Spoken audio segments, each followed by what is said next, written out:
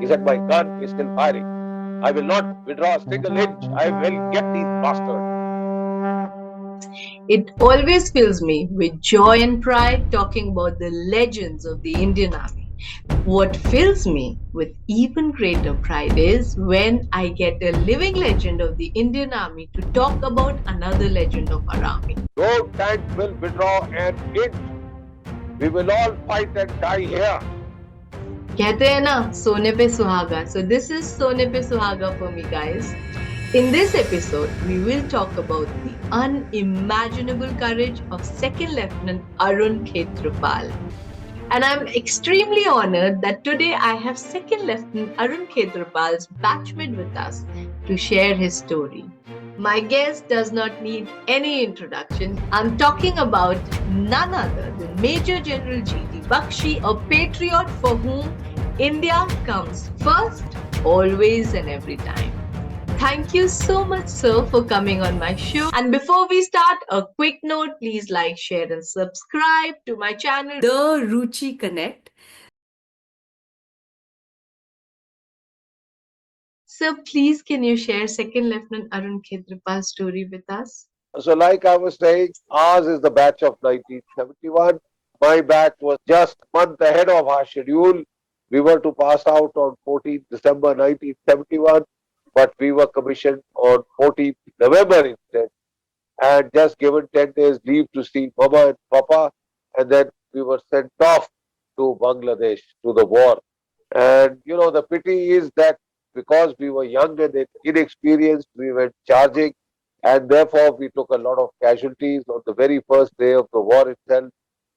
Some of us lost our lives, some lost their arms, some lost their legs, and we paid a heavy price. But we are very proud of the fact that we were at the cutting edge of the liberation of Bangladesh war, and Yes. in just 13 days, we had been able to advance, our armies had been able to advance 550 kilometers into Bangladesh. We had captured the capital city of Dhaka, and we had created a new nation state with the force of arms. Yes. 93,000 prisoners of war had surrendered. My batchmate, one of a very handsome, iconic face of that war was Second Lieutenant Arun Khetarpal. He had been commissioned into the 17th Pune Horse. So quite obviously, they had been sent for the young officers course at Ahmednagar, where you learn the basics about tanks. Because don't forget, the Pune Horse is a very famous tank regiment. So he had gone to learn the basics about the tank when the course got cancelled, and all the officers had to rejoin back to their unit.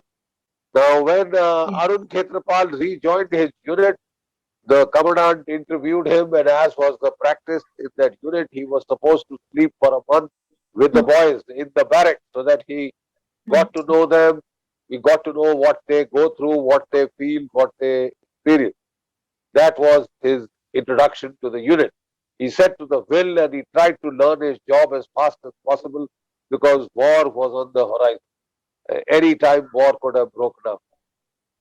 Then they got the call up to go into battle. They had to join the Battle of the Basanta River, the Indian attack by the First Corps into Shakargarh.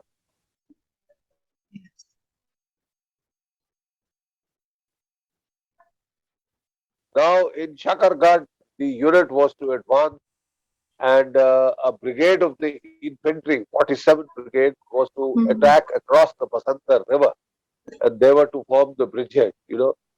Now, when they were about to leave for the battlefield, the commandant of the unit was Rao Raja Hanut Singh, who later became a lieutenant general and was director general military operations and much more, a very, very famous man. He said Arun Khetarpal will not go into battle. So he was quite shocked. He said, sir, why? So he said, look, you haven't done the basic bios course. You know, tank gun, how to control the tank, etc. So how can I take you into battle? Because if something happens to you, then I'll feel so guilty. Arun was very upset. Any other chap would have felt happy, good, I'm not going into action. I'll live, I'll survive, I'll wait the war out. But Arun felt humiliated. And that evening, he sought an interview with with his commanding officer. He reached his caravan. Rao Raja Hanut Singh was deeply religious. He used to do meditation for a couple of hours every evening. So when he went to his caravan, he was meditating. And the sepoy on duty said, "Sir, you can't go in. He is meditating. Colonel Saab dhyan kar raha hai." He said, "I'll wait." So he sat on a stool and he waited. And after an hour or so, when the commandant emerged from his meditation, the boy told him that Second Lieutenant Arun Khetarpal साहब आपसे मिलना चाहते हैं. So he said, "ठीक है, भेज दो." Arun said, "Sir, you don't trust me." He Oh. says, "Why?" He says, "Sir, why are you not taking me into the battle? How will I face the men? All my life they will laugh at me that I had to be kept out of the battle."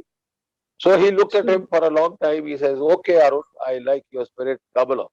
So he put him on a tank with which had the oldest and the finest JCOs of the unit, so that he would keep an eye on young Arun and not let him come to harm. So the unit advanced into the Shakargarh Bulge and part of 57 Infantry Division.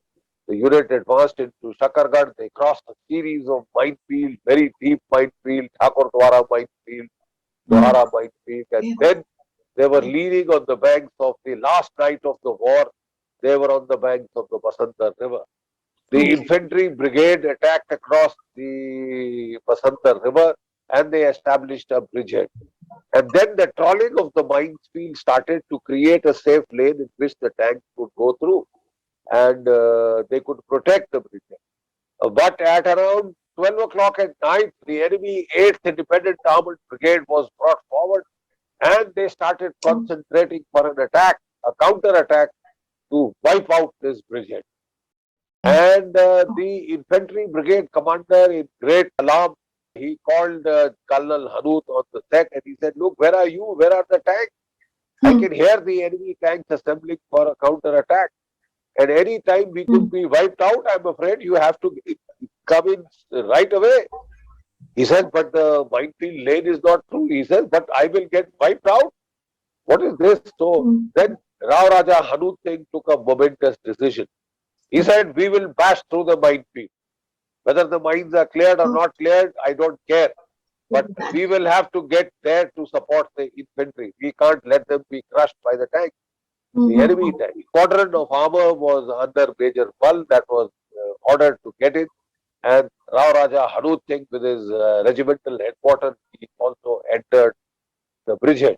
And surprisingly, not a single tank was lost in that minefield, deep minefield. And the very next day, one of the jeeps blew up along the track in which the tanks had come in. So it was just God's will. The motto of the regiment is the hand of God. The hand of God.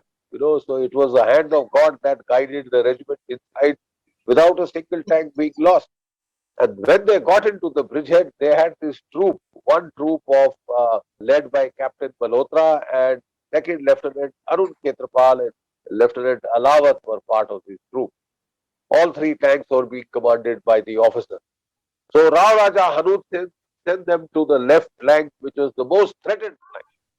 And just as they got into position, the massive attack by 100 Pakistani pattern tanks of the 8th Independent Armored Brigade, that attack started. You see, and Rao Raja Hanut Singh, he passed an order on the radio. It was a net call, everybody could hear. He said, "No tank will withdraw an inch. We will all fight and die here. Get on with it and defeat this attack. Throw this attack back." So they started firing. Now the heaviest attack came on the flank on which Arun Khetarpal and that troop was deployed. Captain Malhotra's tank got hit, got fire.